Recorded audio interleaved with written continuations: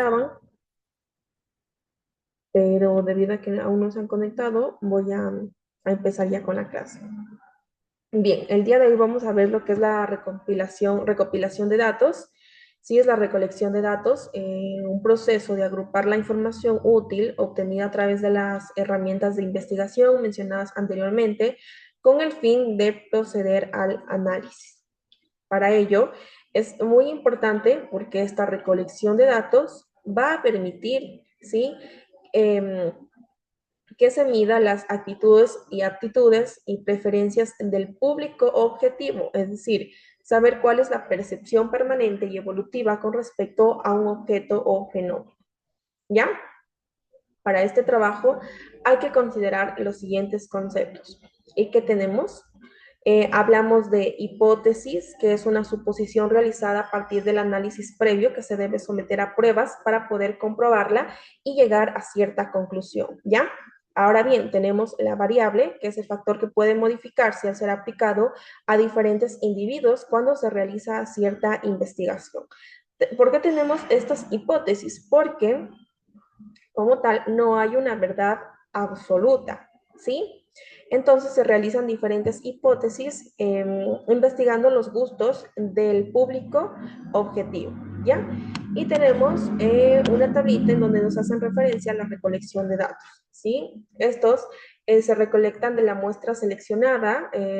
Recolectar datos es equivalente a medir elementos de recolección de datos. Es preguntarse qué se mide, cómo se mide, con qué se mide, cómo se aplican las técnicas de investigación y cómo se preparan los datos para poder analizarlos, ¿ya? ¿Qué más tenemos aquí? Uno de los aspectos primordiales dentro de la planeación de la investigación es determinar el tamaño de la muestra, pero antes es necesario realizar algunos pasos importantes. Ahora bien, ¿qué es la muestra? Sí, es una parte representativa del universo sobre la cual se pueden aplicar herramientas de investigación y adoptar conclusiones con cierto margen de error para toda la población. Y aquí tenemos ciertos pasos, por ejemplo, la identificación del universo con el mayor grado de detalle, la identificación del margen de error que se tolerará en la encuesta, tenemos la identificación del nivel de confianza que se desea para la investigación, ¿ya? Esos son los pasos y tenemos también algunos errores que de alguna manera también se dan.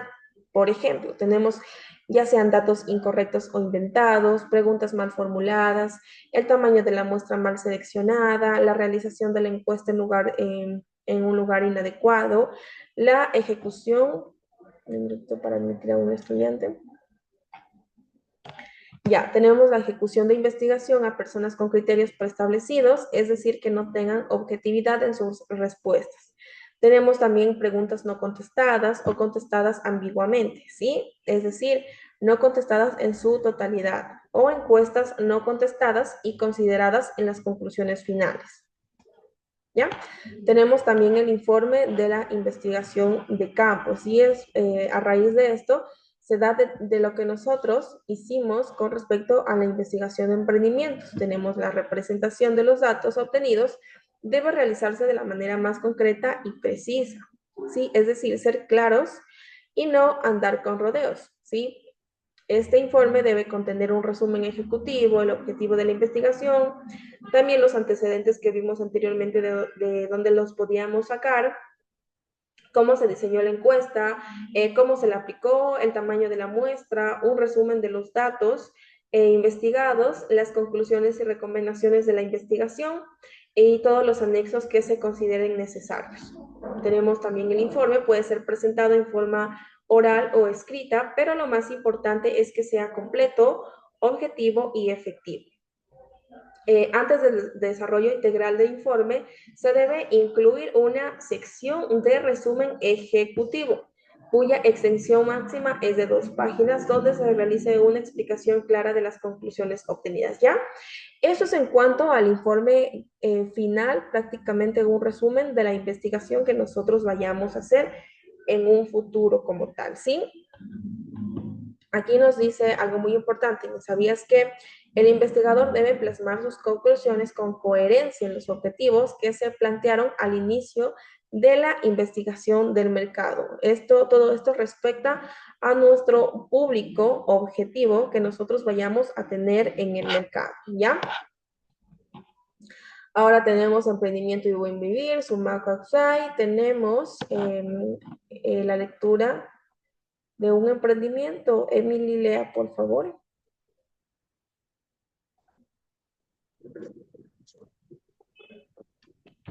Pasar de la generación de nuevas ideas de negocios a la consolidación de un emprendimiento a través de una adecuada investigación del mercado fomenta la generación de bienestar y satisfacción de necesidades, tanto de usuarios como de los diferentes grupos de intereses de negocios, proveedores, colaboradores, Estado, sociedad, etc. En nuestro país, donde los sectores más pobres todavía no alcanzan a cubrir sus necesidades básicas, se requieren de emprendimientos como el que ejecuta en el barrio de San Juan de Pastocalle, zona rural de La Tacunga, provincia de Cotopaxi, donde alrededor de 100 de las 1.150 familias que habitan en el lugar se dedican a la producción de escobas. Silvas Isa es una de las mujeres que se dedican a la fabricación manual de escobas. El proceso se inicia con la selección de porciones en fábrica que luego se ubican en medio de la grapa. Finalmente, las cerdas se incrustan en la madera de la caja. De acuerdo con Silva, elaborar una escoba tarda entre 1,5 minutos y 2. Son principalmente las mujeres de las familias quienes se dedican a la elaboración, en tanto que los hombres los comercializan. Los productores de escobas de Pastocalte detectaron la preferencia de su producto en varios establecimientos e instituciones cercanas a donde venden actualmente y así obtienen una mayor rentabilidad. Ese trabajo ha significado la generación de recursos, fuentes de empleo para la persona de la comunidad, así como el fenómeno de la cultura de emprendimiento para los más jóvenes quienes se han ido incorporando a esta actividad. Laura Baret, Cotopaxi, Noticias 2011.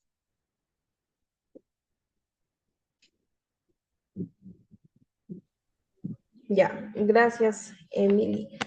Como acabamos de observar, aquí tenemos un ejemplo de emprendimiento. Nos ha brindado nuestro texto, ¿sí?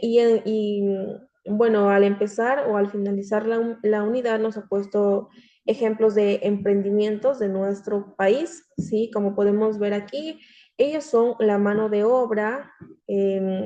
Ellos mismos son quienes hacen estos productos de aquí y que también dejan que sus hijos o los familiares aprendan y después ellos se van a quedar con este negocio. Es decir, esto va de generación en generación. Desde ahí ellos son los principales proveedores ya para las ciudades grandes con respecto a la venta de escobas o también vender ellos mismos al por mayor a otros negocios de aquí, ¿ya?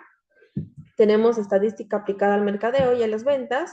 Tenemos el salinerito de Guaranda, que es otro emprendimiento. Y vamos a leer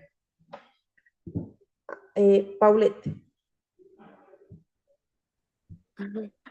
Los productos fabricados por el Salinerito en la provincia de Bolívar se desarrollan luego de un gran emprendimiento comunitario liderado por el sacerdote salesiano Antonio Polo, quien llegó al Ecuador hace más de 30 años. Breve historia. A su llegada, el padre Antonio Polo se encontró con una comunidad indígena con serios problemas económicos y no podían comercializar el queso que producían. Luego de 5 años de esfuerzo, vanas y adversidades, Antonio Polo fomentó la iniciativa de crear una cooperativa de ahorro y crédito con fondos de los miembros de la comunidad. Esta cooperativa se convirtió en el motor de la comunidad, empezó a sustentar las actividades productivas de muchas queseras, embutidoras, panificadoras y secadoras de hongos. Además, se dieron servicios de capacitación y apoyo en la comercialización.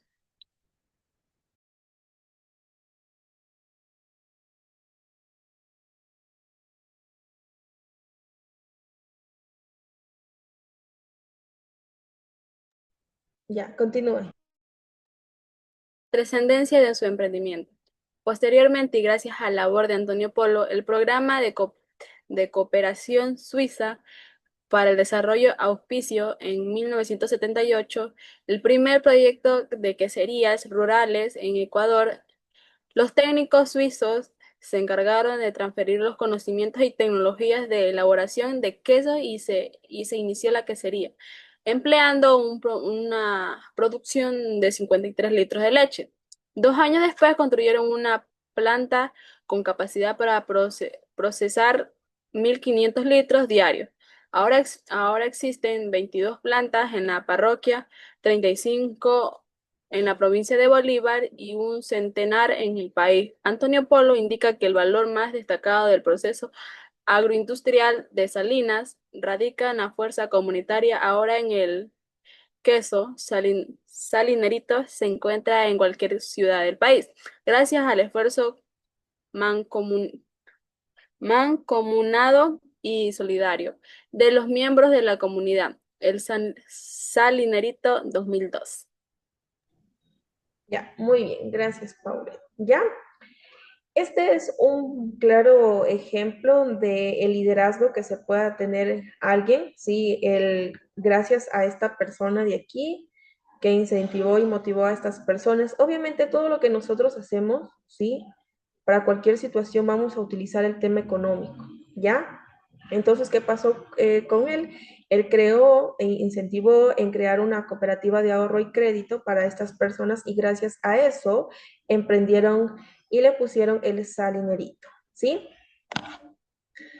Por último, Paulette, lea las lecciones que nos dejan para finalizar con la clase y leer las 10 últimas preguntas del cuestionario. Lecciones que nos deja. El trabajo comunitario permite concretar los objetivos siempre y cuando se trabaje como equipo y mantenimiento un líder adecuado a la cabeza del grupo. El caso del salinerito es un ejemplo para analizar los valores como la generosidad y la solidaridad que son la base del trabajo colectivo.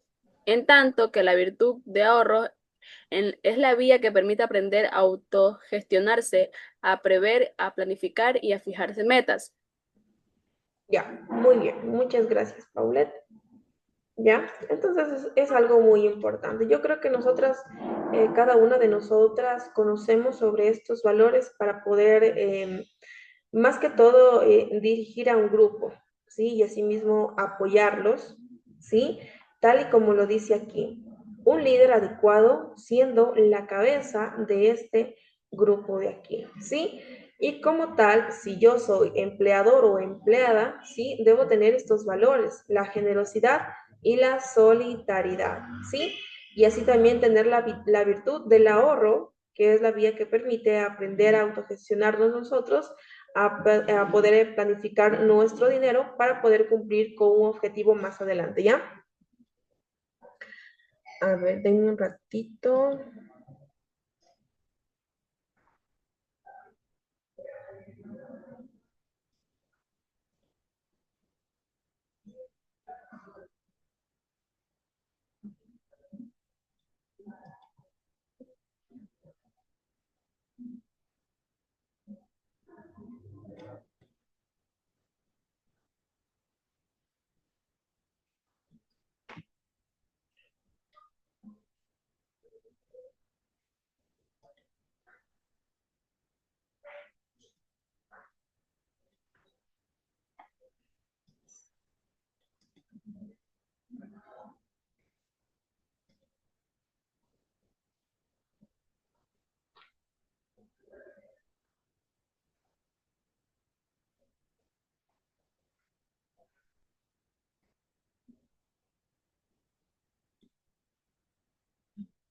Ya, me parece que vamos a leer desde hoy, desde la 11 hasta la 20.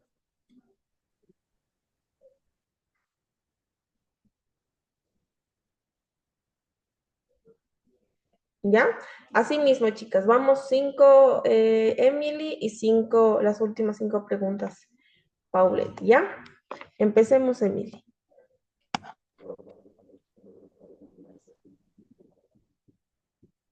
11. Identifica un grupo de costos directos. A. Depreciación de edificio. B. Sueldo de gerente administrativo. C. Material primo usada en la producción. D. Ninguna. 2. Selecciona la opción vinculada con el principio de comparabilidad en la contabilidad. A. Permite evaluar resultados similares de años distintos. B. Controla la cultura tributaria. C. Sirve solo para impuestos. D. Ninguna. 13. Marca la definición de pasivo.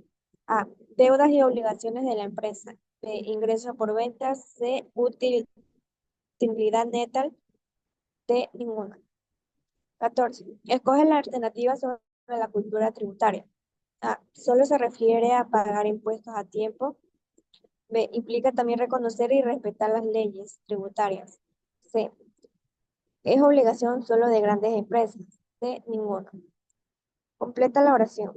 El principio de la confiabilidad se refiere a la seguridad de la información financiera y es útil y veraz.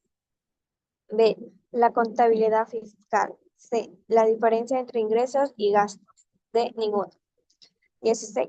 Subraya el documento que contiene las normas tributarias en el Ecuador. A. Ley de Comercio. B. Constitución de República del Ecuador. C. Código Tributario. Y D. Ninguno.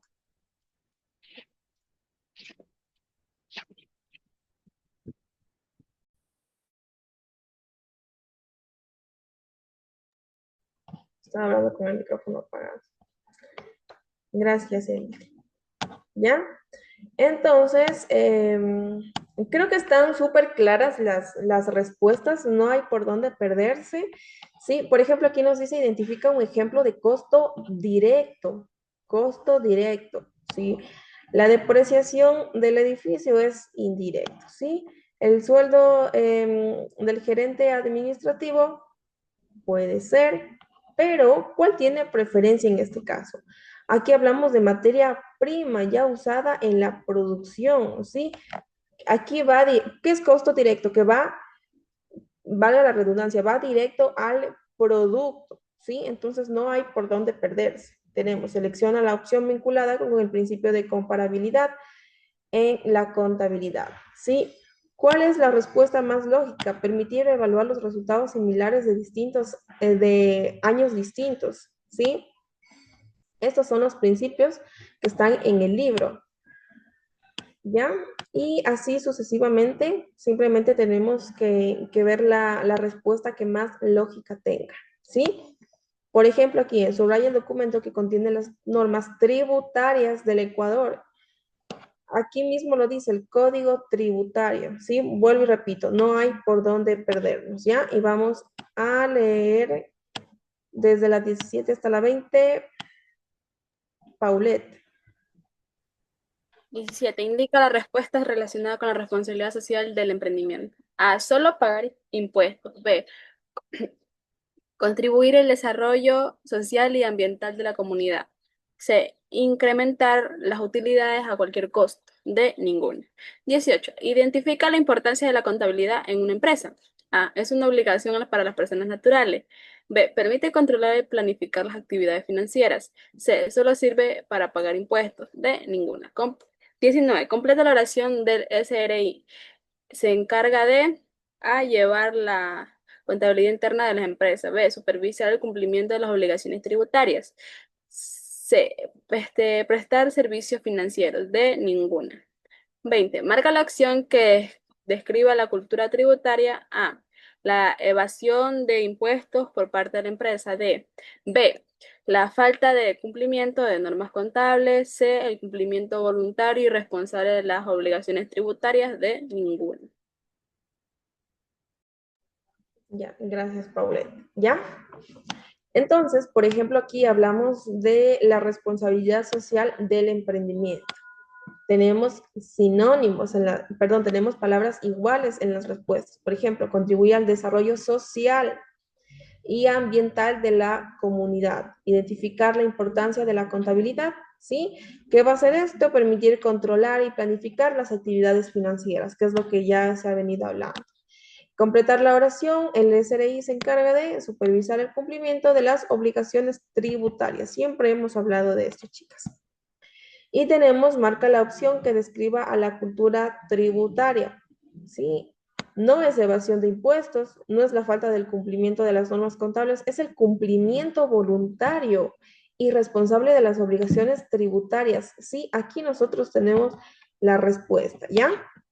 ¿Por qué les digo esto? Porque en el examen a ustedes les va a salir eh, las preguntas dispersas, no en el mismo orden, entonces para que ustedes eh, respondan a nivel lógico, ¿sí? Estas respuestas de aquí, ¿ya? Bien, chicas, hasta aquí llegamos con la clase. No es algo tedioso, complicado, sino que nosotros mismos estamos compartiendo las respuestas del examen. ¿Ya, chicas? ¿Alguien tiene alguna duda? No, Ya, mil No, profe, gracias. yo no tengo ninguno. Ya, Pablo, gracias. Entonces, hasta aquí llegamos con la clase. Ya voy a ver si ya estoy con las clases subidas actualmente. Si no, ahorita mismo voy a subir la clase anterior. No sé si la subí. Voy a revisar y esta de aquí también en la tarde, ¿ya? Nos Sí, vemos, chicas. profe, ella ya la subió. Ah, ya, chévere. Ya, chicas, muy bien. Nos vemos. Hasta mañana, creo. Nos vemos.